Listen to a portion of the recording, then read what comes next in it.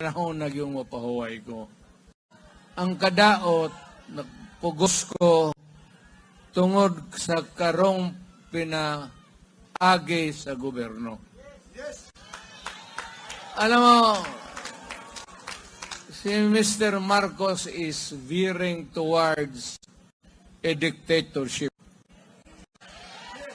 Mupusta ko sa inyo, dili na manaog pagkahuman sa iyang termino. Pagkaya na iyang tatay, magkagobot po ta. Because ang iyang buhaton, mag-declare na pareho sa iyang papa.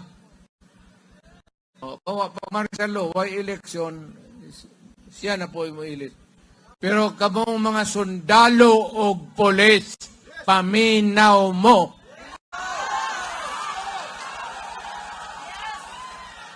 Kanang ambisyon sa usa ka tao, ayaw mo pagsakay.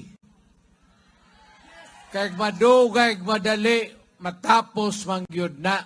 Pamili mo na isayop, na itama. Pili lang. Sundalo o polis. Ari ka sa sayop. Mag-inkwentro kayo kita.